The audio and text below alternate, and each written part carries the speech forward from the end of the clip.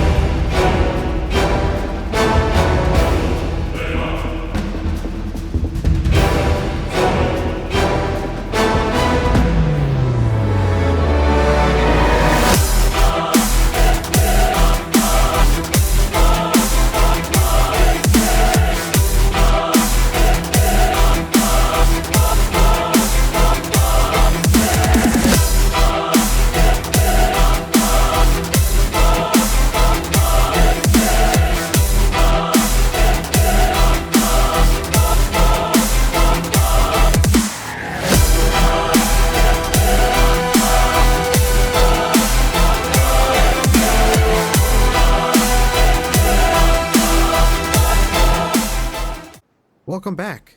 And hang on, I'm just checking my list to see how many of you said yes. And for all the beautiful people that did say yes and like easy things, then awesome. This is the build for you. But before we continue, I just want to point out that in the footage that you watched in the gameplay, it's actually for the winter project, the 14th day winter project to be precise, and I haven't had the time to go over every single day, but there are legends out there that have, and I will link in the description below day one starts of them. So if any of you haven't started yet or need to get to a specific part, you can start at day one and get to that point. Also, for the day 14th winter project, all you have to do is go to, hang on, it's one of the control points, the world's end control point. You just need to complete it, go into the supply room, and then in the front right of just entering the room, there's a present there that you can interact with. You just get that present, and then you get hang on, I'll show it off. You get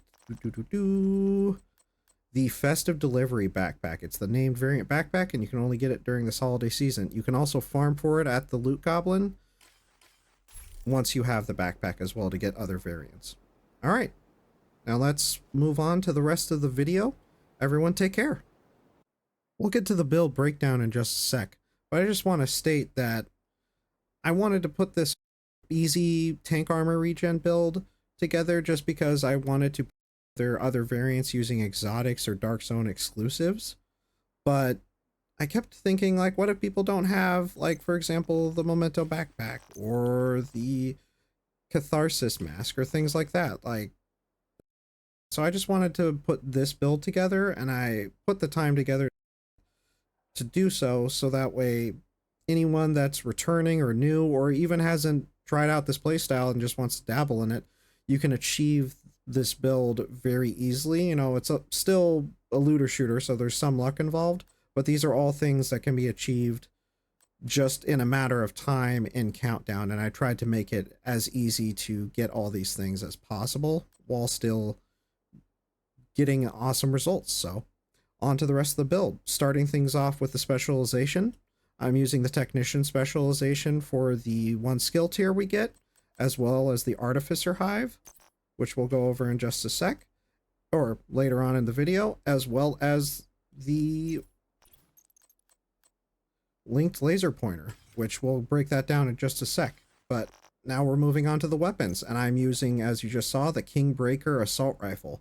I'm mainly using this for the talent Perfect Flatline, which we'll go over in a second, but you can pause and take a look at my stats. The only main attribute I want to note is I have damaged targets out of cover, just because that's the highest multiplicative damage. Now, moving on to the main reason I'm using this weapon, the talent Perfect Flatline. And what that does is it amplifies weapon damage by 20% to pulsed enemies. Now, this next part doesn't matter, but we'll read it anyway, which after 2 kills applies pulse to the next enemy you hit. And the reason that doesn't matter is because of the Linked Laser Pointer, again, that we get from the Technician specialization. And what that does is the Technician Laser Pointer pulses targets at which it's aimed. So if you were to aim your weapon, like I'll aim it at this Nutcracker, there would be an overlay of color around if it was an actual enemy that would signify that it's pulsed. And once they are pulsed, again, all you have to do is aim. We get a jump of 20% weapon damage, which is just crazy. There are the rest of my mods if you want to copy and paste. Then for the secondary, I'm using the custom M870 shotgun, which this is just an amazing shotgun. If you have the blueprint, you can craft one or just farm for one.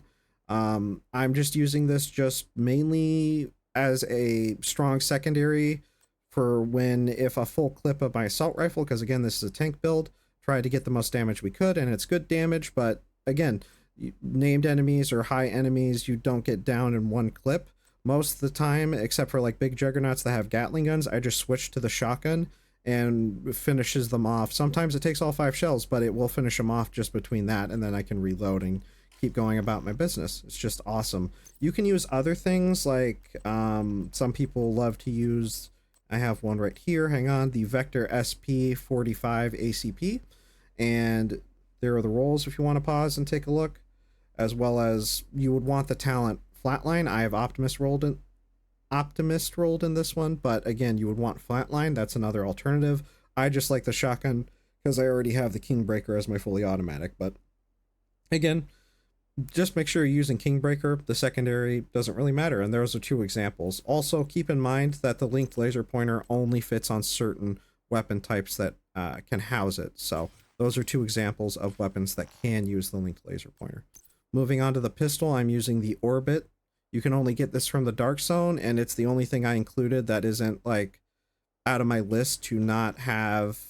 Like when I was putting this build together, I did not want to include exotics or as little named items, and especially exclude Dark Zone exclusives. But I'm using this just because it's my placeholder and my favorite pistol. You can again use whatever you want, and I'm using it for the Talent Perfect Finisher. You can pause and read it right there, as well as my mods. Copy and paste if you want them as well. All preference though. Now let's move on to the gear set. I'm using the Foundry Bulwark gear set, and for the gear set bonuses, it gives us plus, for 2 pieces, we get plus 10% armor, and that applies to, in the bottom left of the screen there, 1.7 million armor. If I didn't have that 10% there, it would be closer to like 1.6 million, so just very handy. For the 3 pieces, we have plus 1% armor regen, very important and handy for our armor regen part of the build, as well as plus 50% shield health, which makes our shield that much tankier, which gotta love. And then for the 4 pieces, it gives you makeshift repairs, which whenever you or your shield takes damage, 20% of that amount is repaired to both over 15 seconds. So just more survivability. It's not the main purpose I actually have this gear set is for the 3-piece armor regen, but that is just still very nice to have. And then in the core attribute, I have 170,000 armor, and the regular attribute I've rolled plus 12% crit hit damage, and then I have a crit hit chance mod in the mod slot. Then we'll go over the rest of the gear set and then the armor pieces. So for the hands, Foundry Bulwark hands, I have 170,000 armor rolled and 12% crit hit damage in the regular attribute. In the Foundry Bulwark knee guards, I have 170,000 armor in the core attribute, and in the regular attribute, I have plus 6% crit hit chance rolled. Now, in the holster, I have 140,000 armor. You can get that maxed out to 170,000, as well as in the regular attribute, I have plus 6% crit hit chance rolled. Now, for the chest piece, one of the most important things about the build, I am using the Seska chest piece for mainly for the brand set, gives us plus 10% crit hit chance, which if you aren't leveled in your shield watch or anything at all, I wanted to make sure that you can still achieve 50% crit hit chance, and with this chest piece you can, and if you copy and paste all the stats as well, then you will hit 50%, whether you have that shade level or not. So in the core attribute, I have 13.9% weapon damage. In the regular attribute, I have 6% crit hit chance rolled, 4,900 armor regen, and a maxed out 12% crit hit damage mod. Just throw in whatever highest crit hit damage if you want to copy and paste. And then again, make sure, like the other attribute stats, those 3, they are important, but the most important thing if you're trying to get a chest piece with these rolls, make sure you have the talent Unbreakable rolled on it. That's the most important aspect to have rolled primarily. And what Unbreakable does is when your armor is depleted, repair 95% of your armor. The cooldown is 60 seconds. So every minute you kind of have a get out of jail free card, or just that much extra life. It just doubles your armor essentially every 60 seconds. When it's up, you have double armor, but it's 60 seconds, and in a battlefield, that's an eternity. So I always use it as a last resort, or somebody got behind me or off guard or something like that, then I just have like basically another life, or that much more survivability to deal with it. Then with the backpack, I'm using the Bellstone Armory backpack for the brand set bonus of plus 1% armor regen. Again, keeps trying to stack armor regen as much as we can for this easy build. And then in the core attribute, I have 132,000 armor. You can get maxed out for 170,000. I have 3,800 armor regen and 5.3% crit hit chance. And then I have a 13% protection from elites mod. Just throw the highest protection from elites mod you have in there, because it affects our armor as well as our shield, which we'll go over in a second. But then again, make sure you have rolled on there the talent Adrenaline Rush. And what that does is whenever you are within 10 meters of an enemy, gain 20% bonus armor for 5 seconds. Stacks up to 3 times. So that if If there are 3 enemies around you, you'll have 60% bonus armor, and the cooldown is 5 seconds. And it lasts for 5 seconds. So as long as you're within 10 meters of people, of one person, you'll get 20% bonus armor, up to 60% with 3. It's just amazing. It's not much more survivability. Moving on to the abilities, I'm using the Crusader Bulwark Shield, or Ballistic Shield, my mistake, and just that much more survivability and an extra layer of health that the enemy has to eat through. It is at tier 6 because I have 5 armor cores. Again, in the Seska, I have a red weapon damage core, because with the Technician specialization, it gives us that +1 skill tier, which still makes it a tier 6. Just absolutely amazing. Which tier 6 gives us +60% active regeneration, +250% health, and +40% holstered regeneration. There are my mods if you want to copy and paste. And then the Artificer Hive. And what that does is the Artificer sends out micro electro booster drone that expands themselves to increase allied skills. Efficiency and refresh their duration periodically releases a drone whilst holstered. This drone affects only your skills. So essentially, if my shield were to be out and I take damage, or my shield takes damage more specifically, and you just saw that burst that comes out, it'll come out in the bottom left corner of my UI right there. It's about to proc again. Bam. It just procced again.